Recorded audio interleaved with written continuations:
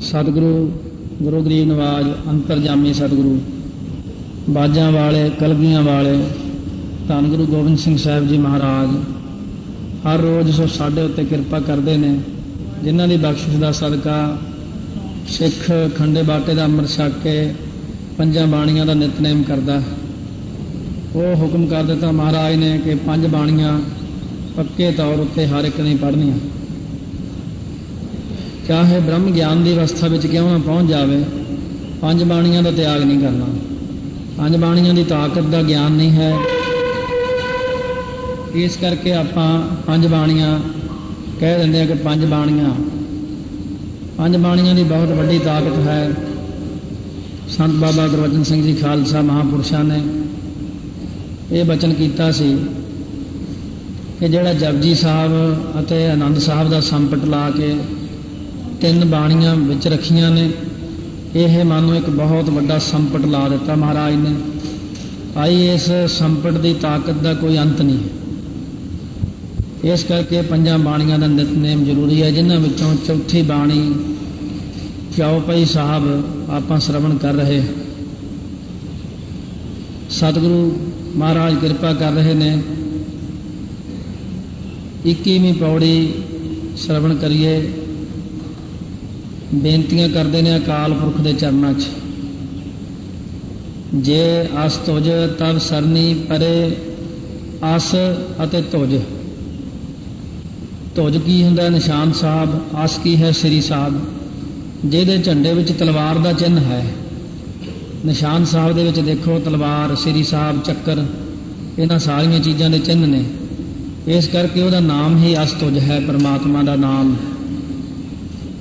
जे अस तुझ तब सरनी परे है, झंडे विच तलवार के निशान वाले वाहिगुरू जो भी आके तुहाडी शरण विच पए ने, तेरे के दुष्ट दुखित हवै मरे, उन्हां दे सारे जिन्ने दुश्मन ने दुखी हो के मर खप गए।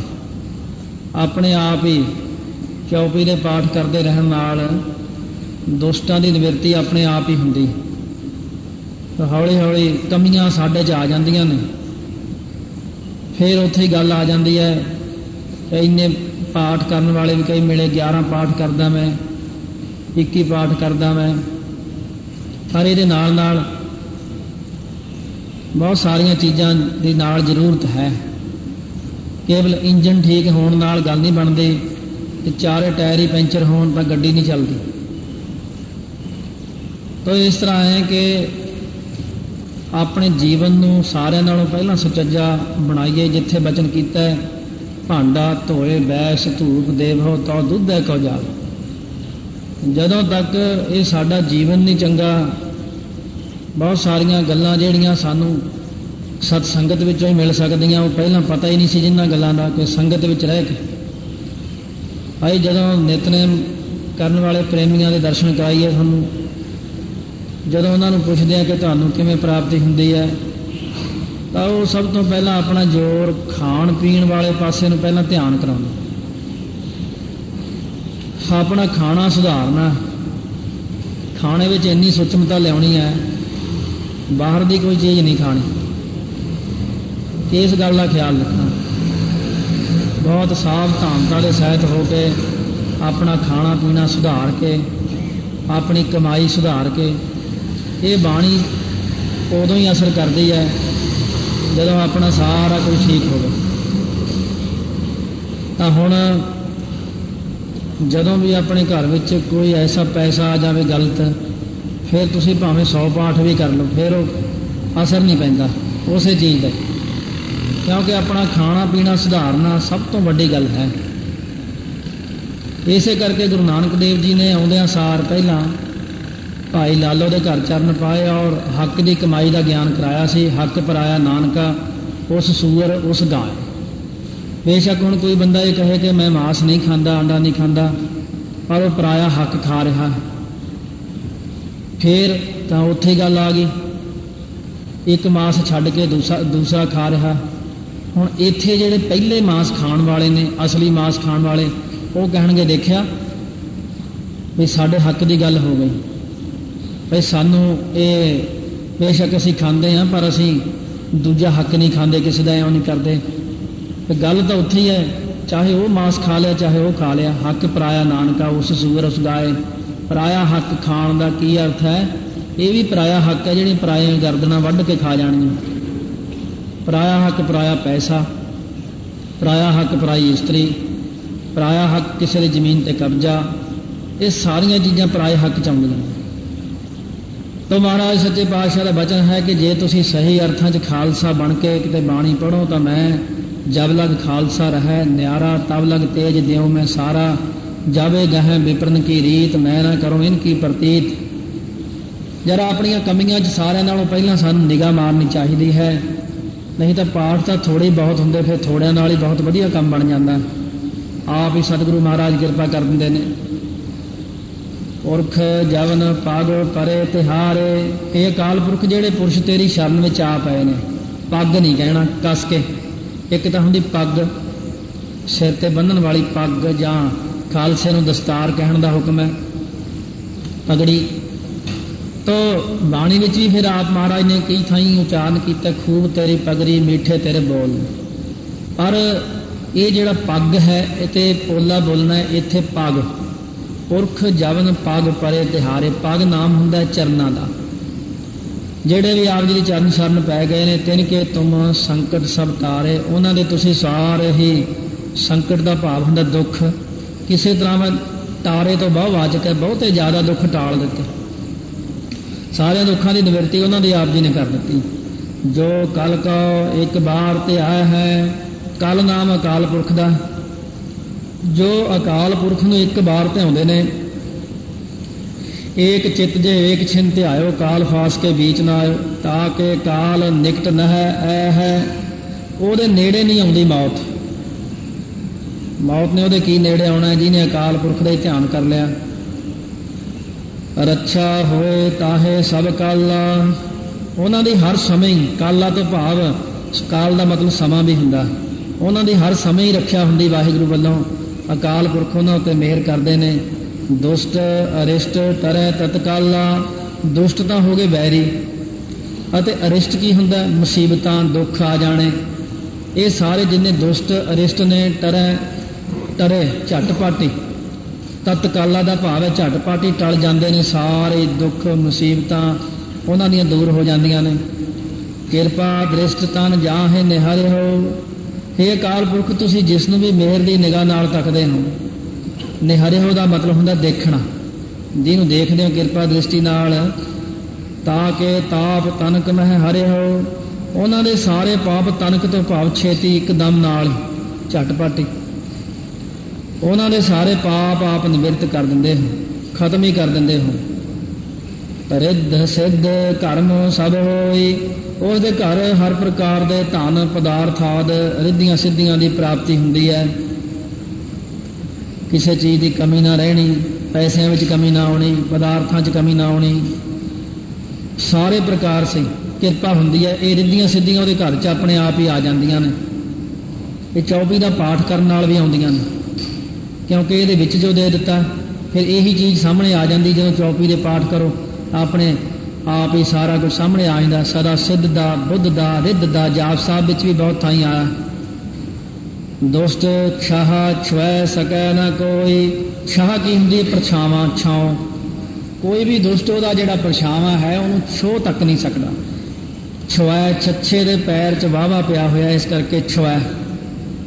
ये छुए इस तरह बोलना, एक तो छच्छा ते वाहवा पूरा होवे तो दलाइयां लगियां होण तां छुए बनदा। ये इन्ना की है जिवें आपां कहने छू नहीं सकदा। तो ਜਿਹੜਾ छू है तो उसे ही छो नहीं सकता। तो महाराज कहते ने छुआ, थोड़ा जी करके बोलना, छुआ नहीं कहना। छुआ ना सकै कोई, जेड़ा कोई भी परछावें तक नूं छो नहीं सकता। जिन्ना भी कोई दुष्ट दुखी है, जिन्ना भी कोई आसे पासे कोई कई बार ऐसियां अलामतां पासे आसे तो ही पै जांदियां जीव नूं, वो भी नहीं छो सकदियां। एक बार जिन तुम्हें संभारा, हे वाहिगुरू एक बार भी जिसने तेनू याद किया प्यार नाल, काल फासते ताहे उबारा, उसनों तुसी मौत की फाही तो बचा लिया। जिन्हों ने चौपी के पाठ किए उन्होंने तो आपने कृपा की। बाणी तो कोई भी पढ़ो, सारी बाणी रखिया वाली है। जिस प्रकार एक सधारण कागज उत्ते लिख के दईए, तहसील दे विच कोई भी कागज लिख के दिंदे ने, वो मनते नहीं, कहते स्टाम के कागज लैके वो तो लिख के लियाओ ये सारा। हुण जिहड़ी बेनती सादे कागज ते लिखी सी वो प्रवान नहीं होई, स्टाम ते लिखी हुई प्रवान हो गई। ये हुण जिहड़ी महाराज ने चौपी लिखती ये स्टाम वाली चौपी है, स्टाम की बेनती है। तो जिहड़ियां वो बेनतियां आपां करदे आपां नूं करनियां नहीं आउंदियां, की बेनतियां करिए, की मंगीए, किस तरह करिए। इत्थे सारा कुछ लिख दिता कि आ सीधा ही पाठ करी जाओ, सब कुछ ये विच ही आ जाना है। जिन नर नाम तिहारो कहा, हे वाहिगुरू जिन्हां ने तुहाडा नाम बचपन तो लैके नाम जपिया है, तुहाडा अपनी जबान दे नाल कहा है सतनाम श्री वाहिगुरू, जिन्हां ने एक बार भी तुहाडा सिमरन किया है। दारिद दुष्ट दोख ते रहा, वो दारिद की हुंदा दलिद्र कंगाली, दुष्ट बैरी, दोख पाप, इन्हां सारियां चीज़ों तो मुक्त हो गया। ना कोई उन्होंने दलिद्र रहा, कंगाली रही, ना कोई उहदा बैरी रहा, ना उहदा कोई पाप रहा, सारे दोष मुक्त हो जाता। खड़ग केत मैं शरण तिहारी, जिस दे झंडे विच तलवार का चिन्ह है, ये भी उही अर्थ है। खड़ग नाम भी श्री साहब का ही है, तो अस नाम भी श्री साहब का। उत्थे अस ध्वज लिख दिता, इत्थे खड़ग केत लिख दिता, केत नाम भी झंडे का। हे वाहिगुरू तेरे झंडे विच तलवार है, ये तलवार के चिन्ह वाले परमेश्वर अकाल पुरख, मैं आप जी की शरण विच आया हूँ। आप हाथ दै लेहो उबारी, तुसी अपना किरपा भरिया हाथ रख के मैनू संसार तो बचा लवो। सर्व ठौर मोह हो सहाय, ठौर तो भाव थावां जिन्ने टिकाणे ने, जिन्ने भी थां ने औखे, हे महाराज आप सारियां थावां हर थां दे उत्ते मेरी सहायता करो। तिथै तू समर्थ जिथै कोई ना है, उत्थे तेरी रख अग्नि उधर माहे, तुसी हर थां मेरी सहायता करो, चाहे ये लोक विच होवे चाहे वो परलोक च होवे। दुष्ट दोख ते लेहो बचाए, वैरियां ते पापां तो मैनू बचा लेना, क्योंकि एक तो वैरी अते एक पाप, पाप भी वैरी हो साडे अते वैरी ही पाप है। इन्हां तो कृपा करके महाराज वैरियां तो, पापां तो, दुष्टां दोखियां तो मेहर करो, बचा लो सानू, बीमारियां तो बचा लो। 25 पौड़ियां ने, हुण अगे 26वीं पौड़ी पर आरंभ करते हैं अकाल पुरख के चरणों च। कृपा करी हम पर जग माता, जग माता कौन है? गुरदेव माता, गुरदेव पिता, तू मेरा पिता, तू मेरा माता, तू मेरा बंधव, तू मेरा भराता। ये उसे ने कहा अकाल पुरख, जगत के माता पिता स्वरूप है अकाल पुरख। आपने मेरे उत्ते जब कृपा की, ग्रंथ करा पूर्ण सुभराता, तो मैं ये जिहड़ा ग्रंथ सी ना सुंदर सोहना, आप दी बख्शिश द्वारा ये पूरा किया। आपने मेहर कर दी। ये ग्रंथ है, अगे चल के ग्रंथ का निर्णय देणगे। ये ग्रंथ के अखीर ते चौपई है, किल बिख सकल देह को हरता। जो आप जी की शरण पैंदा है ना, जो वाहिगुरू अपनी कृपा द्वारा देह दे सारे पापां नूं नाश करने वाला है, जिहड़ा उहदी शरण विच पै जांदा। किल बिख जिन्ने पाप हुंदे ने सारे, छोटे बड़े, ਜਾਂ निश्चय करके कह लो पाप। दुष्ट दोखियन को छय करता, ਅਤੇ दुष्टां ते दुख देण वालियां दोखियां का भी नाश कर दिंदा। एक तो हो गया दुष्ट, एक हो गए दोखी। दुष्ट जे दुष्ट आ दोखी जे दुख देण वाले, दुख देण वाले दोखियां का भी नाश कर दिंदा। सिरे अस्तुज जब भय दयाला, झंडे विच तलवार के निशान वाले अकाल पुरख मेरे उपर आप जदों दयालु हो गए। पूर्ण करा ग्रंथ तत्काला, तदों ही मैंने इस ग्रंथ नूं महाराज कहने पूरा किया। जदों वाहिगुरू की कृपा हो गई, ये ग्रंथ संपूर्ण होया। तदों चौपई साहब का महात्म कहन लगे ने, मन बांछित फल पावै सोई। इस ग्रंथ नूं जो भी पढ़ेगा तो सुनेगा वो मन इच्छित फल पावेगा। दुख ना तसै व्यापत कोई, तो उसनों कोई भी दुख नहीं लगेगा, कदे दुखों तो रहत हो जाएगा। अड़िल, अड़िल दोहरे की चाल का ही छंद है, जिमें दोहरा कह लीए दो पंक्तियां, इस तरह ही अड़िल है। सुनै गुंग जो या है सो रस ना पावे। जेकर कोई गूंगा आदमी इस चौपई साहब के पाठ नूं शरधा नाल सुनेगा, वो पुरुष रसना नूं पा लवेगा, बोलण की शक्ति वो अंदर आ सकती। प्रतख भी जिमें ये भी तो गूंगा ही हो गया। हुण संगत मूहरे किहड़ा बोलना सौखा हुंदा, सारे नहीं बोल सकते। जिमें महापुरुषों ने एक बार सारे सिंह खड़े कर ले, जिन्होंने कथा सीखी, आ जाओ बई संगत नूं केवल फतेह बुलाउणी, 25-30 ਜਣੇ ਸੀ। ਉਹ ਕਈਆਂ ਦੇ ਹੱਥ ਪੈਰ ਕੰਬਣ ਲੱਗ ਗਏ, ਮੁੜਕਾ ਆ ਗਿਆ, ਸੰਗਤ ਨੂੰ ਖੜੇ ਹੋ ਕੇ ਫਤਿਹ ਤੱਕ ਨਾ ਬੁਲਾ ਸਕੇ। ਇੱਕ ਜਾਣਾ ਬਿਲਕੁਲ ਬੋਲ ਹੀ ਨਹੀਂ ਸਕਿਆ, ਉਹ ਰੋਣ ਹੀ ਲੱਗ ਪਿਆ, ਕਹਿੰਦਾ ਮਹਾਰਾਜ ਮੇਰੇ ਤਾਂ ਫਤਿਹ ਵੀ ਨਹੀਂ ਬੁਲਾਈ ਜਾਂਦੀ। ਕਹਿੰਦੇ ਭਾਈ ਤੂੰ ਫਿਰ ਇਉਂ ਕਰਿਆ ਕਰ, ਜਿੰਨੀਆਂ ਸਿੰਘਾਂ ਦੇ ਆਸਣਾਂ ਤੇ ਪੋਥੀਆਂ ਪਈਆਂ ਨੇ, ਇੱਕ ਸਾਫ਼ ਸੁੰਦਰ ਰੁਮਾਲਾ ਲੈ ਕੇ ਸਾਰੀਆਂ ਪੋਥੀਆਂ ਸਾਫ਼ ਕਰਿਆ ਕਰ, ਪੋਥੀਆਂ ਵਾਲੀ ਥਾਂ ਸੁਧਾਰ ਕੇ ਚੌਪਈ ਦੇ ਪਾਠ ਕਰਿਆ ਕਰ। 10ਵੇਂ ਪਾਤਸ਼ਾਹ ਨੇ ਕਿਹਾ ਨਾ ਕਿ ਸੁਣੈ ਗੁੰਗ ਜੋ ਯਾਹੇ ਸੋ ਰਸਨਾ ਪਾਵੇ, ਇਹ ਫਿਰ ਤੈਨੂੰ ਕਥਾ ਵਾਲੀ ਰਸਨਾ ਮਿਲ ਜਾਊਗੀ। ਇਸ ਤਰ੍ਹਾਂ ਹੁਣ ਉਹ ਸਾਰਿਆਂ ਨਾਲੋਂ ਹੀ ਅੱਗੇ ਹੈ, ਉਹਦੇ ਉੱਤੇ ਬਖਸ਼ਿਸ਼ ਹੋਈ। ਸੁਣੈ ਮੂੜ ਚਿੱਤ ਲਾਏ ਚਤੁਰਤਾ ਆਵੇ, ਜੇ ਕੋਈ ਮੂਰਖ ਬੰਦਾ ਚਿੱਤ ਲਾ ਕੇ ਬਾਣੀ ਨੂੰ ਸੁਣੇ ਤਾਂ ਉਹਨੂੰ ਵੀ ਚਤੁਰਤਾ ਹੋ ਜਾਂਦੀ, ਗਿਆਨ ਦੀ ਰੌਸ਼ਨੀ ਪ੍ਰਾਪਤ ਹੋ ਜਾਂਦੀ। ਜਿਹਦਾ ਦਿਮਾਗ ਥੋੜਾ ਹੈ ਉਹ ਵੀ ਪੜ੍ਹ ਸਕਦਾ, ਦਿਮਾਗ ਵੱਧ ਜਾਵੇਗਾ। ਦੁੱਖ ਦਰਦ ਭਉ ਨਿਕ ਨਾ ਤਿੰਨ ਨਰ ਕੇ ਰਹੈ, ਉਹਨਾਂ ਬੰਦਿਆਂ ਦੇ ਕੋਲ ਨਾ ਦੁੱਖ ਰਹੇ ਨਾ ਦਰਦ ਅਤੇ ਭਉ ਦਾ ਮਤਲਬ ਨਾ ਡਰ ਰਹੇ। ਹੋ ਜੋ ਯਾ ਕੀ ਏਕ ਬਾਰ ਚੌਪਈ ਕੋ ਕਹੈ, ਇਹ ਭਾਈ ਜੋ ਇੱਕ ਵਾਰੀ ਚੌਪਈ ਸਾਹਿਬ ਦਾ ਪਾਠ ਮੁਖ ਤੋਂ ਉਚਾਰਨ ਕਰੇਗਾ, ਪੜ੍ਹੇਗਾ ਸ਼ਰਧਾ ਦੇ ਨਾਲ, ਪ੍ਰੇਮ ਦੇ ਨਾਲ। ਮਹਾਂਪੁਰਸ਼ ਰਾਮਪੁਰ ਖੇੜਾ ਸੰਤ ਬਾਬਾ ਹਰਨਾਮ ਸਿੰਘ ਜੀ, ਉਹਨਾਂ ਦਾ ਜੀਵਨ ਜਿਨ੍ਹਾਂ ਨੇ ਪੜ੍ਹਿਆ ਮਿਲਦਾ ਦੁੱਖ ਨਿਵਾਰਨ ਸਾਹਿਬ ਦੇ ਪਾਸੋਂ 13 ਜਾਂ 15 ਨੰਬਰ ਦੁਕਾਨ ਵਾਲਿਆਂ ਕੋਲ ਵੀ ਹੈ। ਉਹ ਜੀਵਨ ਦਾ ਨਾਮ ਹੈ ਸੇ ਕਨੇਹਿਆ, ਬਸ ਇੰਨਾ ਹੀ ਲਿਖਿਆ ਹੋਇਆ।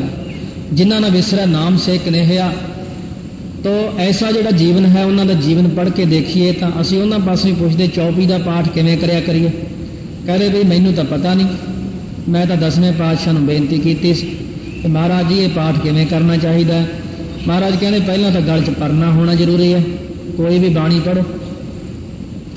ਦੂਸਰੀ, ਜਦੋਂ ਬਾਣੀ ਕੰਨਾਂ ਨਾਲ ਸੁਣੋਗੇ, 10ਵੇਂ ਪਾਤਸ਼ਾਹ ਨੇ ਬਚਨ ਕੀਤਾ ਤਾਂ ਮੈਂ ਵੀ ਸੁਣਾਂਗਾ ਉਹ ਬਾਣੀ। ਜੇ ਤੁਸੀਂ ਆਪਣੇ ਕੰਨਾਂ ਨਾਲ ਨਹੀਂ ਸੁਣੋਗੇ ਤਾਂ ਫਿਰ ਮੈਨੂੰ ਪ੍ਰਵਾਨ ਨਹੀਂ ਹੈ। ਕੰਨਾਂ ਨਾਲ ਜ਼ਰੂਰ ਸੁਣੋ ਚੌਪਈ ਦਾ ਪਾਠ। ਹਮਰੀ ਕਰੋ ਹਾਥ ਦਾ ਰੱਛਾ, ਉਹ ਫਿਰ ਪ੍ਰੈਕਟੀਕਲ ਹੀ ਕਰਵਾਉਂਦੇ। ਮਹਾਰਾਜ ਕਿਵੇਂ ਨਿਤਨੇਮ ਕਰਨਾ ਚਾਹੀਦਾ। ਤੜਕੇ 2 ਵਜੇ ਉਹਨਾਂ ਨੇ ਉੱਠ ਖੜਨਾ, 2 ਵਜੇ ਉੱਠਦਿਆਂ ਸਾਰੀ ਜਪਜੀ ਸਾਹਿਬ ਸ਼ੁਰੂ ਕਰ ਲੈਣਾ ਇਸ਼ਨਾਨ ਤੋਂ ਪਹਿਲਾਂ ਹੀ। ਫਿਰ ਅਸੀਂ ਪੁੱਛਿਆ ਮਹਾਰਾਜ ਇਹ ਇਸ਼ਨਾਨ ਤੋਂ ਪਹਿਲਾਂ ਹੀ ਜਪਜੀ ਸਾਹਿਬ? ਕਹਿੰਦੇ ਮੈਂ ਮਨ ਨੂੰ ਉੱਠਦੇ ਹੀ ਦੱਬ ਲੈਣਾ। ਕਹਿੰਦੇ ਜਦ ਤੱਕ ਇਸ਼ਨਾਨ ਕਰਾਂਗੇ ਕਈ ਸੰਕਲਪ ਕਰ ਜਾਣੇ ਨੇ, ਨਹੀਂ ਉਦੋਂ ਤੱਕ ਮੈਂ ਇਹਨੂੰ ਸੰਕਲਪ ਕਰਨੀ ਨਹੀਂ ਦੇਣਾ। ਮੈਂ ਉੱਠਦਿਆਂ ਸਾਰੀ ਮੂਲ ਮੰਤਰ ਜਾਂ ਜਪਜੀ ਸਾਹਿਬ ਜਾਂ ਗੁਰ ਮੰਤਰ 'ਚ ਚਿੱਤ ਜੋੜ ਦਿੰਦਾ, ਫਿਰ ਇਹਨੂੰ ਉਸੇ ਲੀਹ ਦੇ ਉੱਤੇ ਚੜ੍ਹਾ ਦਈਦਾ। ਫਿਰ ਉਹਨਾਂ ਨੇ ਸਾਨੂੰ ਕੋਲ ਬਿਠਾਉਣਾ, ਕੋਲ ਬਿਠਾ ਕੇ ਚੱਲ ਵੀ ਜਪਜੀ ਸਾਹਿਬ ਦੀ ਪਹਿਲੀ ਪੌੜੀ ਪੜ੍ਹ। ਜੇ ਤੇਜ਼ ਪੜ੍ਹਨੀ ਤਾਂ ਉਹਨਾਂ ਨੇ ਕਹਿਣਾ ਵੀ ਭਲਿਆ ਹੌਲੀ ਪੜ੍ਹ ਲੈ। ਭਲਿਆ ਲੋਕਾਂ ਬਾਹਲਾ ਕਹਿੰਦੇ ਸੀ, ਭਲਿਆ ਲੋਕਾਂ ਹੌਲੀ ਪੜ੍ਹ ਲੈ, ਇੰਨੀ ਆਪਾਂ ਨੂੰ ਕੀ ਕਾਹਲੀ ਪਈ, ਟਿਕਾਉਣਾ ਤਾਂ ਮਨ ਹੈ। ਫਿਰ ਬਾਣੀ ਵਿੱਚ ਹੀ ਕਾਹਲੀ ਕਰੀ ਜਾਂਦੇ ਤਾਂ ਫਿਰ ਮਨ ਨੇ ਕੀ ਟਿਕਣਾ, ਹੌਲੀ ਪੜ੍ਹ ਲੈ। ਫਿਰ ਉਹਨਾਂ ਨੇ ਆਪ ਇੱਕ ਪੌੜੀ ਪੜ੍ਹਨੀ, ਚੰਗਾ ਮੈਂ ਸ਼ੁਰੂ ਕਰਦਾ, ਫਿਰ ਹੌਲੀ ਹੌਲੀ ਕਰਨਾ। ਹਮਰੀ ਕਰੋ ਹਾਥ ਦਾ ਰੱਛਾ, ਰੁਕ ਜਾਣਾ ਇੱਥੇ। ਪੂਰਨ ਹੋਏ ਚਿੱਤ ਕੀ ਇੱਛਾ, ਤਬ ਚਰਨਨ ਮਨ ਰਹਿ ਹਮਾਰਾ, ਆਪਣਾ ਜਾਨ ਕਰੋ ਪ੍ਰਤਪਾਰਾ। ਇੱਕ ਇੱਕ ਪੰਕਤੀ ਦੇ ਉੱਤੇ ਇੱਕ ਇੱਕ ਵਾਰ ਰੋਕ ਰੋਕ ਕੇ ਹੌਲੀ ਹੌਲੀ ਫਿਰ ਸਾਨੂੰ ਸਾਰਿਆਂ ਨੂੰ ਸਿੱਖਿਆ ਦੇਣੀ। ਇਸ ਤਰ੍ਹਾਂ ਬਾਣੀ ਪੜ੍ਹਨੀ ਹੈ। ਤੁਸੀਂ ਇੱਕੋ ਸਾਹ 'ਚ ਹੀ ਸਾਰੀਆਂ ਪੰਕਤੀਆਂ ਪੜ੍ਹਨ ਦਾ ਯਤਨ ਕਰਦੇ ਹੋ, ਮਨ ਦੀ ਇਕਾਗਰਤਾ ਚਾਹੁੰਦੇ ਹੋ, ਪਰ ਤੁਸੀਂ ਕਾਹਲੀ ਇੰਨੀ ਕਰਦੇ ਹੋ ਕਿ ਮਨ ਤਾਂ ਪਹਿਲਾਂ ਹੀ ਕਾਹਲਾ। ਜੇ ਮਨ ਪਹਿਲਾਂ ਹੀ ਕਾਹਲਾ ਪਿਆ ਹੋਇਆ ਤੇ ਤੁਸੀਂ ਵੀ ਕਾਹਲੀ ਕਰ ਲਓ, ਫਿਰ ਤਾਂ 2 ਕਾਹਲੇ ਇਕੱਠੇ ਹੋ ਗਏ। ਇੱਕ ਤਾਂ ਤੁਸੀਂ ਨਾਲ ਰਲ ਗਏ, ਇੱਕ ਮਨ ਕਾਹਲਾ, ਫਿਰ ਜ਼ਰੂਰ ਟਿਕ ਗਿਆ ਤੁਹਾਡਾ ਮਨ। ਜੇ ਚੀਜ਼ ਬਹੁਤ ਤੇਜ਼ ਭੱਜੀ ਜਾਂਦੀ ਹੈ, ਉਹਨੂੰ ਜੇ ਰੋਕਣਾ ਹੈ, ਪਿੱਛੋਂ ਧੱਕਾ ਨਹੀਂ ਦੇਣਾ ਉਹਨੂੰ ਰੋਕਣ ਵਾਸਤੇ, ਫਿਰ ਤਾਂ ਪਿੱਛੇ ਨੂੰ ਖਿੱਚਣਾ ਪੈਣਾ। ਤੁਸੀਂ ਤਾਂ ਆਪ ਉਹ ਚੀਜ਼ ਨੂੰ ਧੱਕਾ ਦੇ ਰਹੇ ਹੋ ਮਨ ਨੂੰ ਕਿ ਹੋਰ ਤੇਜ਼ ਚੱਲ, ਹੋਰ ਤੇਜ਼ ਚੱਲ। ਪਾਠ ਦੇ ਨਾਲ ਤੁਸੀਂ ਮਨ ਨੂੰ ਵੀ ਚੰਚਲ ਬਣਾ ਦਿੱਤਾ, ਹੋਰ ਭਜਾਈ ਜਾ ਰਹੇ ਹੋ। ਇਹਨੂੰ ਸੁਣੋ ਧਿਆਨ ਨਾਲ, ਬਾਣੀ ਨੇ ਕੀ ਕਿਹਾ ਹੈ। ਚੌਪਈ। ਹੁਣ ਮਹਾਰਾਜ ਸੱਚੇ ਪਾਤਸ਼ਾਹ ਨੇ 28 ਪੌੜੀਆਂ ਲਿਖਣ ਤੋਂ ਬਾਅਦ 29ਵੀਂ ਪੌੜੀ ਵਿੱਚ ਆ ਕੇ ਹੁਣ ਲਿਖਦੇ ਨੇ ਮੈਂ ਕਿ ਗ੍ਰੰਥ ਕਿੱਥੇ ਲਿਖਿਆ, ਕਦੋਂ ਲਿਖਿਆ, ਕੀ ਦਿਨ ਸੀ। ਚੌਪਈ, ਚੌਪਈ ਦਾ ਅਰਥ ਹੈ 4 ਪੌੜੀਆਂ। ਸੰਬਤ 17 ਹੈ, 1700 ਸੰਮਤ। ਸਹਿਸ ਭਣੇਜਾ। ਹੁਣ ਇਹਦੇ ਵਿੱਚ ਸਹਿਸ ਕੀ ਹੋ ਗਿਆ, ਸੰਬਤ 17 ਹੈ, 17 ਤੇ ਸਹਿਸ 100, 1700 ਕਹਿ ਲਓ ਸੰਮਤ। ਅਰਧ ਸਹਿਸ, ਫਿਰ ਉਹਦੇ ਵਿੱਚ ਅੱਧਾ 100 ਮਿਲਾਓ, 50 ਹੋਰ ਮਿਲਾ ਦਿਓ। ਫੋਨ 3 ਹਿੱਜਾ, ਉਹਦੇ ਵਿੱਚ 3 ਹੋਰ ਮਿਲਾ ਦਿਓ। ਕਿੰਨੇ ਹੋ ਗਏ, 1753 ਬਿਕਰਮੀ ਸੰਮਤ ਸੀ ਜਦੋਂ ਇਹ ਗ੍ਰੰਥ ਉਚਾਰਿਆ। ਭਾਦਰਵ ਸੁਦੀ ਪੱਖ ਹੁੰਦਾ, ਚਾਨਣ ਪੱਖ ਭਾਦੋਂ ਦੇ ਮਹੀਨੇ ਦਾ। ਅਸ਼ਟਮੀ ਦਾ ਦਿਨ ਸੀ ਉਦਣ ਜਿੱਦਣ ਚੌਪਈ ਸਾਹਿਬ ਦਾ ਪਾਠ, ਭਾਦੋਂ ਦੀ ਚਾਨਣ ਪੱਖ ਦੀ ਅਸ਼ਟਮੀ। महाराज जी दिन भी दस दिओ हुण। कहंदे रब बारा ऐतवार का दिन सी, तीर सतद्रव ग्रंथ सुधारा। कहने मैं ये सतलुज के किनारे ते बैठ के ये जिहड़ा ग्रंथ है तो उत्थे किनारे ते बैठ के चरित्र पखियान नामे ग्रंथ सुधारिया। ये सारे चरित्र लिखे ने महाराज ने 405। उन्होंने दे अखीर ते जाके जो चौपई साहब का पाठ लिखिया है, काल की रचना नूं देख के भी लिखिया, पर नाल बेनतियां भी कीतियां है वाहिगुरू कृपा करो सानू रख लो, बचा लो, मेहर करो अपने गुरसिखां प्रति। सतगुरु महाराज सच्चे पातशाह 13 महीने के करीब उत्थे रहे और उस गुरुद्वारे का नाम भी गुरुद्वारा चौपई साहब भी पिया होया। तो चौपई साहब का उचारण जो किया, फिर उत्थे अकाल पुरख के चरणों च बेनतियां कीतियां, आप बैठ के फिर महाराज ने 1.25 लाख चौपई साहब का पाठ उत्थे कीता 13 महीने। फिर चौपई साहब का पाठ करने तो बाद सानू हुक्म किया भाई चौपई साहब का पाठ करना नितनेम दे विच जरूरी कर दिता महाराज ने। महापुरुष हमेशा 2 पाठ करया करते चौपई साहब के, एक पंथ की चढ़ती कला वास्ते, एक पाठ अपने नितनेम का। ते अगे हुण सतगुरु महाराज सच्चे पातशाह दे प्यारिਆਂ ने चौपई साहब का पाठ बनाया। फिर उहदे 29 पौड़ियां ते इत्थे आके 1386 अंग ते पूरीआं होईआं ने। हुण अगे जो सवैया ते दोहरा है ये नाल बेनती वजों जिवें रहर रास दे शब्द जोड़े सी, इस तरह इन्हां शब्दां नूं नाल जोड़ दिता गया। सवैया पाए गहे जब ते तुमरे, हे वाहिगुरू जब तो तेरे चरणों का मैं आसरा पकड़िया है, गहे तो भाव पकड़े ने, तब ते को आँख तरे नहीं आन्यो, तदों तो मैं होर किसी नूं भी अख हेठ नहीं लिया। अर्थात तेरी कृपा दी मैनू लोड़ है, मैं होर किसी नूं अपनी अख दे थल्ले नहीं लेके आया। राम रहीम पुराण कुरान अनेक कहे मत एक न मान्यो। राम रहीम पुराण ते कुरान नूं मनण वाले अनेक ही मत कहे ने, पर मैं किसी एक नूं भी नहीं मनदा, क्योंकि मैं जिथे खड़ा जिस मत नूं मैं मन्निया होया इहनूं छड्ड के मैं होर ना पासे नूं तुरिया जावां, ये भी चंगी गल नहीं। सिमरत शास्त्र वेद सबै बहु भेद कहे हम एक ना जान्यो। सिमरत जिन्नियां 27 सिमरतियां ने, 6 शास्त्र ने, 4 वेद ने आदि, ये जिन्ने भी ग्रंथ ने बहुत सारे बड़े भेद खोलते हैं, कई चीज़ों के भेद खोलते हैं। आ भेद है, ये आ भेद है, बड़ा कुछ है वेदां दे विच। नाना प्रकार के कर्मकांड ने, 80,000 सुरती तक कर्मकांड च लिखी हुई है। फिर 16,000 सुरती च नाना प्रकार के कांड ने, 182 के करीब आम साखियां ने योधियां दियां, 4,000 उपासना के कांड ने। मैं कुछ भी नहीं जानता, बहुत भेद है, हम एक ना जानियो, पर मैं एक नूं भी नहीं जानता, किसी नूं जानदा ही नहीं। श्री असपान कृपा तुमरी कर, असपान सो हथ हुंदा पान, हथ विच खंडा पकड़न वाले ही अकाल पुरख तेरी कृपा करके ये ग्रंथ संपूर्ण होया है। मैं ना कहो सब तोहे बखाने हो, मैं अपने आप को कुछ भी नहीं उच्चारण किया, सब तू ही अपना बल बख्श के कथन कराया है। श्री असपान कृपा तुमरी कर, करते विश्राम आना। श्री असपान कृपा तुमरी कर, मैं ना कहो सब तोहे बखाने नहीं वचन करना।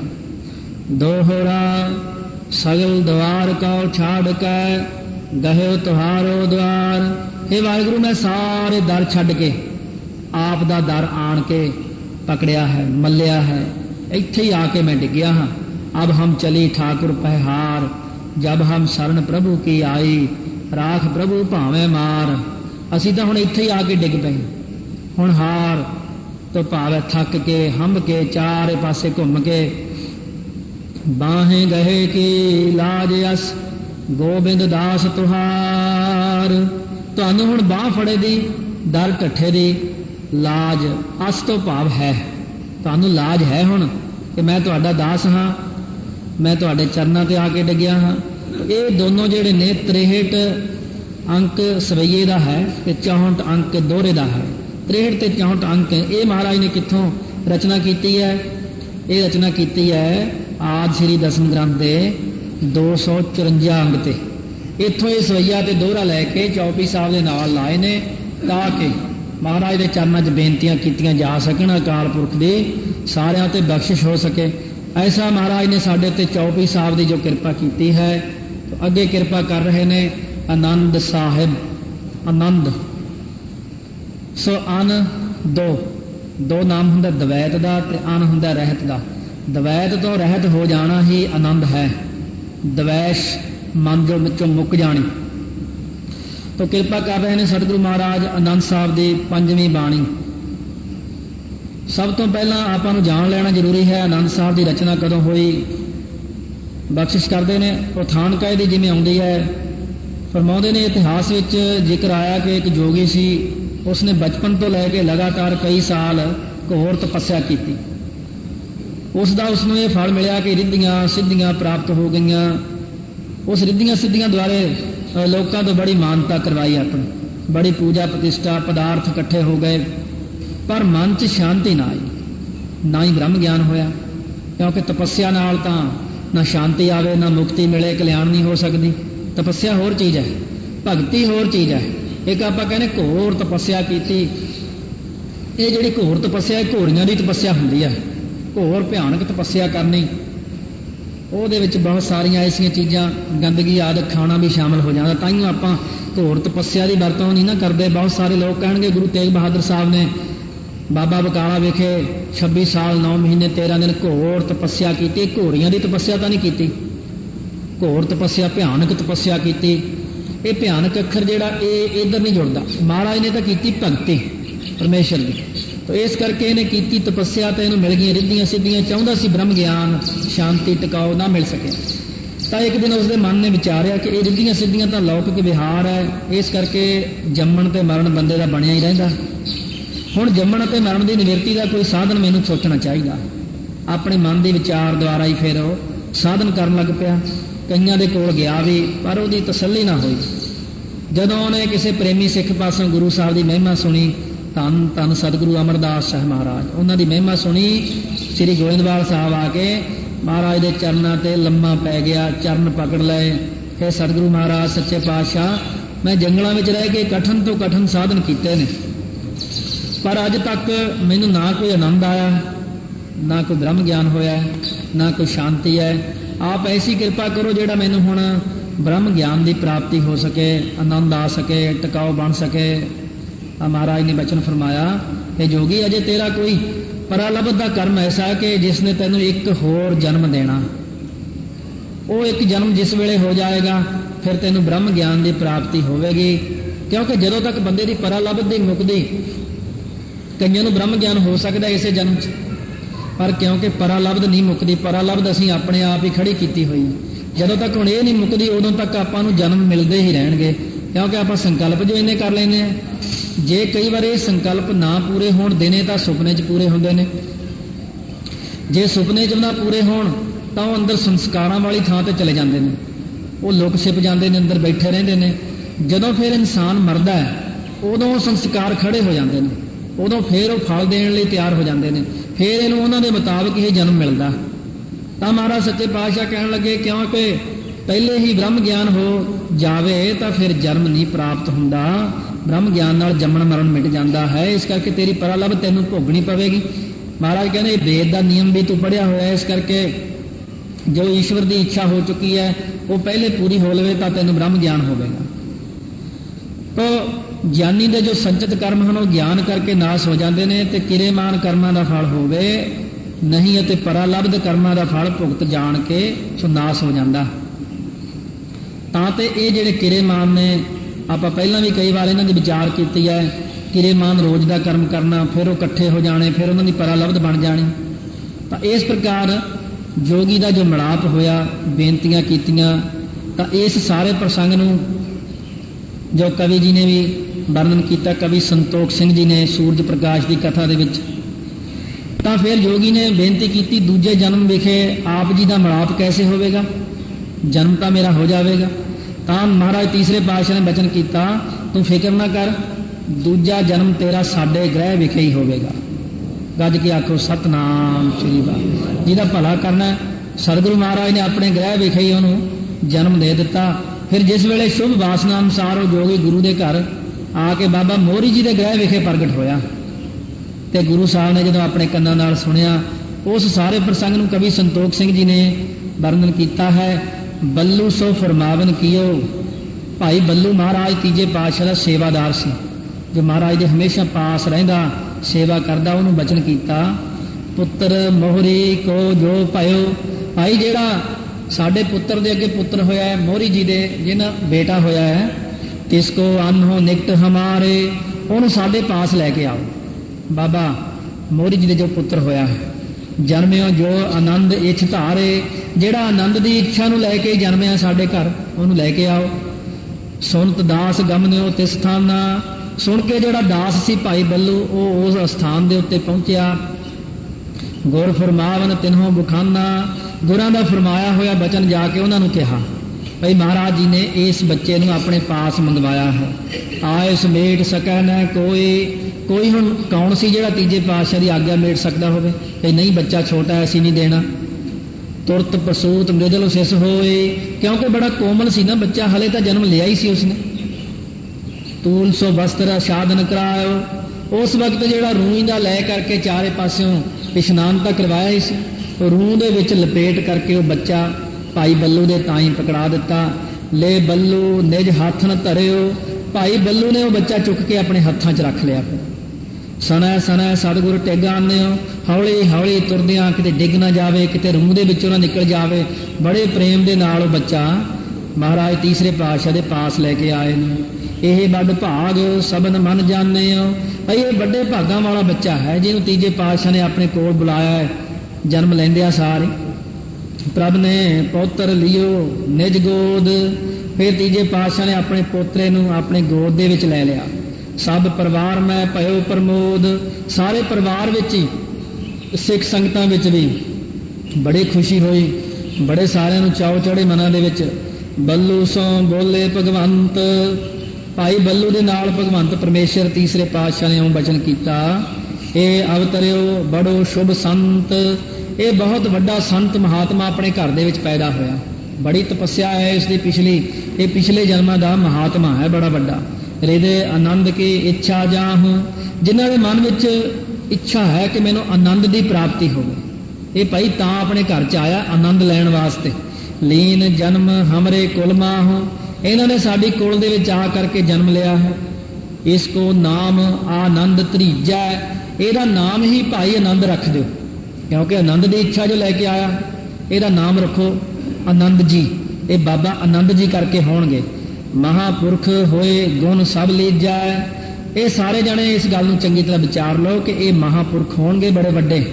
ਹਮ ਪੀ ਇਸ ਕੋ ਦੇਹੇ ਉਪਾਇਨ, ਅਸੀਂ ਵੀ ਇਹਨੂੰ ਭੇਟਾ ਦੇਵਾਂਗੇ ਆਪਣੇ ਵੱਲੋਂ, ਕਿਉਂਕਿ ਆਮ ਤਾਂ ਲੋਕਾਂ ਨੂੰ ਹੁੰਦਾ 10-5 ਰੁਪਏ ਦੇਣੇ, ਜਾਂ ਕੋਈ ਹੋਰ ਬਹੁਤਾ ਅਮੀਰ ਹੋਵੇਗਾ ਕੋਈ ਹੋਰ ਸੋਨੇ ਦੀ ਚੀਜ਼ ਦੇ ਦੂਗਾ, ਕੋਈ ਹੀਰੇ ਦੀ, ਪਰ ਮਹਾਰਾਜ ਕਹਿੰਦੇ ਅਸੀਂ ਵੀ ਭੇਟਾ ਦੇਵਾਂਗੇ ਆਪਣੇ ਵੱਲੋਂ। ਬਾਣੀ ਸੁੰਦਰ ਕਰਹਿ ਗੁਣਾਇਨ, ਅਸੀਂ ਜਿਹੜੀ ਚੰਗੀ ਬਾਣੀ ਹੈ ਗੁਣਾਂ ਦਾ ਘਰ ਉਹ ਉਚਾਰਨ ਕਰਾਂਗੇ, ਸੁੰਦਰ ਬਾਣੀ ਇਹਦੇ ਪ੍ਰਤੀ ਇਹੀ ਭੇਟਾ ਹੋਵੇਗੀ। ਨਾਮ ਆਨੰਦ ਤਾਹੇ ਕੋ ਰੱਖ ਹੈ, ਉਸ ਬਾਣੀ ਦਾ ਨਾਮ ਹੀ ਆਨੰਦ ਹੋਵੇਗਾ। ਆਨੰਦ ਸਾਹਿਬ ਦਾ ਪਾਠ ਇਹ ਮਹਾਰਾਜ ਨੇ ਨਾਲੇ ਤਾਂ ਉਹਦਾ ਨਾਮ ਵੀ ਆਨੰਦ ਰੱਖਿਆ, ਨਾਲੇ ਉਹਨਾਂ ਦੇ ਨਾਮ ਤੇ ਆਨੰਦ ਸਾਹਿਬ ਬਾਣੀ ਰੱਖੀ, ਆਨੰਦ ਦੇ ਦੇਣ ਵਾਲੇ, ਕਿਉਂਕਿ ਆਨੰਦ ਦੀ ਇੱਛਾ ਧਾਰੀ। ਮਨ ਕਾਮ ਮਨ ਦਾਨੀ, ਜੋ ਭੱਖ ਹੈ, ਜੋ ਭੱਖ ਹੈ ਉਚਾਰਨ ਕਰਨਗੇ ਉਹਨਾਂ ਨੂੰ ਕੀ ਦੇਵੇਗੀ ਇਹ ਬਾਣੀ? ਮਨ ਕਾਮਨਾ, ਮਨੋ ਕਾਮਨਾ ਪੂਰੀ ਹੋਵੇਗੀ। ਅਨ ਸੁਣੋ ਵਡਭਾਗੀਓ ਸਗਲ ਮਨੋਰਥ ਪੂਰੇ। ਏਮ ਸਤਿਗੁਰ ਕਹਿ ਬੱਲੂ ਸੰਗ, ਇਸ ਤਰ੍ਹਾਂ ਸਤਿਗੁਰੂ ਜੀ ਨੇ ਭਾਈ ਬੱਲੂ ਦੇ ਨਾਲ ਬਚਨ ਕੀਤੇ ਨੇ। ਲੱਗੇ ਬਨਾਵਨ ਗਿਰਾ ਉਮੰਗ, ਬੜੇ ਉਤਸ਼ਾਹ ਦੇ ਨਾਲ ਫਿਰ ਆਪ ਬਾਣੀ ਰਚਣ ਲੱਗ ਪਏ। ਪੌਤਰ ਗੋਦ ਚਿੱਤ ਮੋਦ ਧਰੰਤੇ, ਪੋਤਰੇ ਨੂੰ ਗੋਦ ਵਿੱਚ ਲੈ ਕੇ ਮਨ ਦੇ ਵਿੱਚ ਬੜਾ ਮੋਦ ਹੈ, ਖੁਸ਼ ਹੈ। ਇਹ ਸੰਸਾਰੀ ਲੋਕਾਂ ਵਾਲਾ ਉਹ ਖੁਸ਼ੀ ਨਹੀਂ ਹੈ ਕਿ ਸਾਡੇ ਪੋਤਰਾ ਹੋਇਆ, ਨਹੀਂ। ਮਹਾਰਾਜ ਨੂੰ ਇਸ ਗੱਲ ਦੀ ਖੁਸ਼ੀ ਹੈ ਕਿ ਬਹੁਤ ਵੱਡੇ ਧਰਮਾਤਮਾ ਮਹਾਤਮਾ ਆਏ ਨੇ, ਬ੍ਰਹਮ ਗਿਆਨੀ ਬਣਨਗੇ ਇਹ, ਮਹਾਪੁਰਸ਼ ਹੋਣਗੇ ਇਹ, ਤਾਂ ਜਾ ਕੇ ਮਹਾਰਾਜ ਨੇ ਇੰਨਾ ਲਾਡ ਪਿਆਰ ਕੀਤਾ ਹੈ। ਬਾਣੀ ਕੋ ਰਸਨਾ ਉਚਰੰਤੇ, ਬਾਣੀ ਨੂੰ ਫਿਰ ਰਸਨਾ ਦੇ ਨਾਲ ਉਚਾਰਨ ਕਰਨ ਲੱਗੇ ਨੇ। ਉਸ ਵੇਲੇ ਲੋਕਾਂ ਨੇ ਵੀ ਗੁਰੂ ਸਾਹਿਬ ਜੀ ਨੂੰ ਆ ਕੇ ਵਧਾਈਆਂ ਦਿੱਤੀਆਂ ਤੇ ਕਿ ਮਹਾਰਾਜ ਇਸ ਵੇਲੇ ਆਪ ਜੀ ਨੂੰ ਤਾਂ ਪੋਤਰੇ ਦੀ ਖੁਸ਼ੀ ਵਿੱਚ ਬਹੁਤ ਆਨੰਦ ਹੈ, ਤਾਂ ਹਜੂਰ ਨੇ ਹੁਣ ਉਤਕ੍ਰਿਸ਼ਟ ਅਵਸਥਾ ਦਾ ਹੀ ਬਚਨ ਫਰਮਾਉਣਾ, ਥੱਲੇ ਵਾਲੀ ਤਾਂ ਗੱਲ ਹੀ ਨਹੀਂ ਨਾ ਕਰਨੀ, ਕਿਉਂਕਿ ਆਪ ਬ੍ਰਹਮ ਸਰੂਪ ਨੇ। ਸਤਿਗੁਰੂ ਮਹਾਰਾਜ ਕਹਿੰਦੇ ਹੈ ਗੁਰਸਿੱਖੋ, ਆਨੰਦ ਕਦੋਂ ਆਉਂਦਾ ਸਿੱਖ ਨੂੰ? ਆਨੰਦ ਤੋਂ ਇਹ ਬਾਣੀ ਦਾ ਨਾਮ ਹੀ ਮਹਾਰਾਜ ਸੱਚੇ ਪਾਤਸ਼ਾਹ ਨੇ ਆਨੰਦ ਰੱਖਿਆ ਹੈ। ਹੁਣ ਇਹਦਾ ਰਾਗ ਕਿਹੜਾ ਹੈ? ਰਾਮ ਕਲੀ ਰਾਗ ਹੈ, ਮਹੱਲਾ ਤੀਜਾ, ਤੀਸਰੇ ਪਾਤਸ਼ਾਹ ਦਾ ਇਹ ਉਚਾਰਨ ਕੀਤਾ ਹੋਇਆ ਪਾਠ ਕੀ? ਆਨੰਦ। ਆਨੰਦ ਸਾਹਿਬ ਬਾਣੀ ਆਨੰਦ ਦੇਣ ਵਾਲੀ। ਪਹਿਲਾ ਹੈ ਮੰਗਲ ਇੱਕ ਓੰਕਾਰ ਸਤਿਗੁਰ ਪ੍ਰਸਾਦ, ਇੱਕ ਅਦਵੈਤ ਸਰੂਪ ਪਰਮੇਸ਼ਰ ਓੰਕਾਰ ਸਾਰਿਆਂ ਦਾ ਪ੍ਰਕਾਸ਼ਕ ਸਤ ਚੇਤਨ ਆਨੰਦ ਸਰੂਪ ਹੈ ਜੋ ਆਨੰਦ ਭਇਆ ਮੇਰੀ ਮਾਏ ਸਤਿਗੁਰੂ ਮੈਂ ਪਾਇਆ। हे ਮੇਰੇ ਭਾਈ, ਆਨੰਦ ਤਾਂ ਉਸੇ ਦਿਨ ਤੋਂ ਹੀ ਸਾਨੂੰ ਪ੍ਰਾਪਤ ਹੋਇਆ ਸੀ ਜਿਸ ਦਿਨ ਦਾ ਅਸੀਂ ਸਤਿਗੁਰੂ ਗੁਰੂ ਅੰਗਦ ਦੇਵ ਮਹਾਰਾਜ ਸੱਚੇ ਪਾਤਸ਼ਾਹ ਪਾਸੋਂ ਉਪਦੇਸ਼ ਪਾਇਆ, ਸਤਿਗੁਰੂ ਅੰਗਦ ਦੇਵ ਮਹਾਰਾਜ ਦਾ ਦਰਸ਼ਨ ਪਾਇਆ, ਦਰਸ਼ਨ ਕੀਤੇ। ਭਾਈ ਆਨੰਦ ਤਾਂ ਸਾਨੂੰ ਉਦੋਂ ਦਾ ਹੀ ਹੋ ਗਿਆ ਸੀ। ਇਹ ਗੁਰਮੁਖੋ, ਆਨੰਦ ਤਾਂ ਉਦੋਂ ਹੁੰਦਾ ਸਿੱਖ ਨੂੰ ਜਦੋਂ ਸਤਿਗੁਰੂ ਦੀ ਪ੍ਰਾਪਤੀ ਕਰ ਲਵੇ ਮਰਿਆਦਾ ਅਨੁਸਾਰ ਹੋ ਕੇ, ਜਦੋਂ ਗੁਰਾਂ ਦੀ ਪ੍ਰਾਪਤੀ ਹੋ ਜਾਵੇ। ਸਤਿਗੁਰ ਤਾਂ ਪਾਇਆ ਸਹਿਜ ਸੇਤੀ ਮਨ ਵੱਜੀਆਂ ਵਧਾਈਆਂ। ਸਹਿਜ ਸੇਤੀ ਗਿਆਨ ਸੰਯੁਕਤ ਸਤਿਗੁਰਾਂ ਨੂੰ ਪਾਇਆ ਤਾਂ ਮੇਰੇ ਮਨ ਵਿਖੇ ਆਨੰਦ ਦੀਆਂ ਵਧਾਈਆਂ ਵੱਜੀਆਂ। ਬਾਵੇ ਨੂੰ ਕੰਨਾ ਧੱਦੇ ਕੰਨਾ ਵਧਾਈਆਂ। ਜਿਵੇਂ ਜਪਜੀ ਸਾਹਿਬ ਦਾ ਪਾਠ ਹੈ ਨਾ, ਹੁਕਮੀ ਹੋਵਨ ਆਕਾਰ, ਉੱਥੇ ਕੋਈ ਵੀ ਬੰਦਾ ਪਾਠ ਨਹੀਂ ਕਰੇਗਾ ਆਕਾਰ। ਕਿਸੇ ਸੋਝੀ ਵਾਲੇ ਨੂੰ ਪਤਾ ਕਿ ਉੱਥੇ ਆਕਾਰ ਲਿਖਿਆ ਹੋਇਆ, ਨਹੀਂ ਤਾਂ ਸਾਰਿਆਂ ਨੇ ਆਕਾਰ ਹੀ ਕਹਿਣ। ਇੱਥੇ ਵੀ ਆਪਾਂ ਹਰ ਰੋਜ਼ ਦੇਖੋ, ਹੁਣ ਵੀ ਤੁਹਾਡੇ ਜ਼ਮਾਨ ਉੱਤੇ ਇਹੀ ਚੜਿਆ ਹੋਣਾ, ਮਨ ਵੱਜੀਆਂ ਵਧਾਈਆਂ। ਬਾਵੇ ਦਾ ਕੰਨਾ ਨਹੀਂ ਲਾਇਆ ਕਦੇ, ਤਾਂ ਉਹ ਕੰਨਾ ਲਾਈਏ ਵਧਾਈਆਂ, ਮਨ ਵੱਜੀਆਂ ਵਧਾਈਆਂ। ਕਹਿੰਦੇ ਨੇ ਸਤਿਗੁਰਾਂ ਦਾ ਉਪਦੇਸ਼ ਪਾਇਆ ਤਾਂ ਸਹਿਜ ਸੇਤੀ ਤੋਂ ਭਾਵ ਹੁੰਦਾ ਹੈ ਗਿਆਨ ਦੇ ਸਹਿਤ ਹੋਏ ਅਤੇ ਮਨ ਦੇ ਵਿੱਚ ਆਨੰਦ ਦੀਆਂ ਵਧਾਈਆਂ ਵੱਜੀਆਂ। ਮਨ ਵਿੱਚ ਵਧਾਈਆਂ ਆਪਣੇ ਆਪ ਹੀ ਵੱਜਣ ਲੱਗ ਪਈਆਂ। ਮਨ ਵੱਜੀਆਂ ਜੀ ਵਧਾਈਆਂ, ਵਧਾਈਆਂ ਹੋ ਗਈਆਂ ਮਨ ਦੇ ਵਿੱਚ। ਰਾਗ ਰਤਨ ਪਰਿਵਾਰ ਪਰੀਆਂ ਸ਼ਬਦ ਗਾਵਣੇ ਆਈਆਂ। ਰਤਨ ਰੂਪ ਜੋ ਰਾਗ ਨੇ, ਪਰਿਵਾਰ ਕੌਣ ਹੈ? ਜੋ ਰਾਗਾਂ ਦੇ ਪੁੱਤਰ ਨੇ। ਕਿਵੇਂ ਕਹਿੰਦੇ ਨੇ? ਰਾਗ ਏਕ ਸੰਗ ਪੰਚ ਬਰੰਗਨ ਸੰਗ ਅਲੱਪ ਹੈ ਆਠੋ ਨੰਦਨ। ਰਾਗ ਏਕ ਸੰਗ, ਇੱਕ ਰਾਗ ਦੇ ਨਾਲ ਕੀ ਲਾਵਾਂਗੇ? ਰਾਗ ਏਕ ਸੰਗ ਪੰਚ ਬਰ ਅੰਗਨ। ਬਰ ਸ੍ਰੇਸ਼ਟ ਉਹਨਾਂ ਦੀਆਂ, ਅੰਗਨ ਇਸਤਰੀਆਂ। ਇੱਕ ਇੱਕ ਰਾਗ ਨਾਲ ਪੰਜ ਪੰਜ ਇਸਤਰੀਆਂ ਨੇ ਰਾਗਾਂ ਦੀਆਂ। ਸੰਗ ਅਲੱਪ ਹੈ ਆਠੋ ਨੰਦਨ, ਅੱਠ ਅੱਠ ਉਹਨਾਂ ਦੇ ਪੁੱਤਰ ਕਹੇ ਨੇ ਅੱਗੇ। ਤੇ ਇਸੇ ਤਰ੍ਹਾਂ ਇੱਥੇ ਵੀ ਮਹਾਰਾਜ ਨੇ ਬਚਨ ਕੀਤਾ ਹੈ। ਰਤਨ ਕੌਣ ਹੈ? ਰਤਨ ਰੂਪ ਜੋ ਰਾਗ ਨੇ। ਪਰਿਵਾਰ ਕੌਣ ਹੈ? ਜੋ ਰਾਗਾਂ ਦੇ ਪੁੱਤਰ ਨੇ। ਪਰੀਆਂ ਕੌਣ ਹੈ? ਰਾਗਾਂ ਦੀਆਂ ਇਸਤਰੀਆਂ ਨੇ ਜੋ। ਇਹ ਸਭ ਸ਼ਬਦ ਗਾਉਣੇ ਨੂੰ ਆਈਆਂ ਹੈ ਗੁਰਾਂ ਦੇ ਦਰਬਾਰ ਵਿੱਚ। ਇਹ ਤਾਂ ਹੈ ਸਿੱਧਾ ਅਰਥ। ਹੁਣ ਅੰਤਰੀਵ ਭਾਵ 'ਚ ਕਹਿ ਰਹੇ ਨੇ ਰਾਗ ਕੀ ਹੈ? ਪ੍ਰੇਮ। ਰਤਨ ਕੀ ਹੈ? ਬੈਰਾਗ। ਪਰਿਵਾਰ ਕੌਣ ਹੈ ਇਹਨਾਂ ਦਾ? ਸਤ ਸੰਤੋਖ ਧੀਰਜ ਧਰਮ ਵਿਚਾਰ। ਪਰੀਆਂ ਕੌਣ ਨੇ? ਕਰੁਣਾ ਮੁਦਤਾ ਮੈਤਰੀ ਅਪੇਖਿਆ। ਇਹ ਕਰੁਣਾ ਤੋਂ ਕਿਸੇ ਉੱਤੇ ਕਿਰਪਾ ਕਰਨੀ, ਮੈਤਰੀ ਭਾਵ ਰੱਖਣਾ, ਮੁਦਤਾ ਪ੍ਰਸੰਨਤਾ ਹੋਣੀ, ਜੇ ਕੋਈ ਚੜ੍ਹਦੀ ਕਲਾ 'ਚ ਹੋਵੇ ਤਾਂ ਖੁਸ਼ ਹੋਣਾ, ਗੁੱਸੇ 'ਚ ਨਾ ਹੋਣਾ ਜਾਂ ਈਰਖਾ ਨਾ ਕਰਨੀ। ਅਪੇਖਿਆ ਦੇਖ ਕਰਕੇ ਕਿਸੇ ਦੇ ਔਗਣ ਦੇ ਤਾਂ ਹੀ ਉਹਨੂੰ ਅਣਡਿੱਠ ਕਰ ਦੇਣਾ। ਇਹ ਸਾਰੀਆਂ ਆਈਆਂ ਨੇ। ਇਹ ਗੁਰਾਂ ਦਾ ਸ਼ਬਦ ਗਾਵਣੇ ਨਾਲ, ਗੁਰਾਂ ਦੇ ਸ਼ਬਦ ਗਾਉਣੇ ਤੋਂ ਇਹ ਸਭ ਕੁਛ ਆਇਆ ਹੈ, ਪ੍ਰਾਪਤ ਹੋਇਆ ਹੈ। ਇਹ ਆਨੰਦ ਨੂੰ ਗਾਉਣ ਵਾਸਤੇ ਆਈਆਂ ਨੇ। ਸਾਰੇ ਰਾਗ ਆਏ ਨੇ, ਇਹਨਾਂ ਨੇ ਆ ਕਰਕੇ ਖੁਸ਼ੀਆਂ ਮਨਾਈਆਂ ਨੇ। ਸਬਦੋ ਤਾਂ ਗਾਵੋ ਹਰੀ ਕੇਰਾ ਮਨ ਜਿਨੀ ਵਸਾਇਆ। ਜਿਨ੍ਹਾਂ ਗੁਰਮੁਖਾਂ ਨੇ ਆਪਣੇ ਮਨ ਵਿੱਚ ਵਸਾਇਆ ਹੈ ਉਹਨਾਂ ਦੁਆਰੇ ਤੁਸੀਂ ਵੀ ਹਰੀ ਦੀ ਪ੍ਰਾਪਤੀ ਦਾ ਸ਼ਬਦ ਕਰੋ। ਜਿਨ੍ਹਾਂ ਨੇ ਆਪਣੇ ਮਨ 'ਚ ਵਸਾ ਲਿਆ ਹੈ ਉਹਨਾਂ ਦੁਆਰੇ ਤੁਸੀਂ ਵੀ ਗਾਓ, ਉਹਨਾਂ ਨਾਲ ਮਿਲ ਕੇ ਰੱਬ ਦੇ ਪਿਆਰਿਆਂ ਨਾਲ। ਕਹੈ ਨਾਨਕ ਆਨੰਦ ਹੋਆ ਸਤਿਗੁਰੂ ਮੈਂ ਪਾਇਆ। ਗੁਰੂ ਸਾਹਿਬ ਆਖਦੇ ਨੇ ਮੈਨੂੰ ਤਾਂ ਉਸ ਦਿਨ ਤੋਂ ਹੀ ਆਨੰਦ ਦੀ ਪ੍ਰਾਪਤੀ ਹੋ ਗਈ ਜਿਸ ਦਿਨ ਦਾ ਮੈਨੂੰ ਸਤਿਗੁਰੂ ਗੁਰੂ ਅੰਗਦ ਦੇਵ ਜੀ ਨੇ ਉਪਦੇਸ਼ ਦਿੱਤਾ, ਜਿਸ ਦਿਨ ਦਾ ਮੈਂ ਉਹਨਾਂ ਦੇ ਦਰਸ਼ਨ ਕੀਤੇ ਨੇ। ਮੈਂ ਤਾਂ ਬਈ ਉਸੇ ਦਿਨ ਦਾ ਹੀ ਆਨੰਦ ਪੂਰਵਕ ਹੋ ਗਿਆ ਹਾਂ।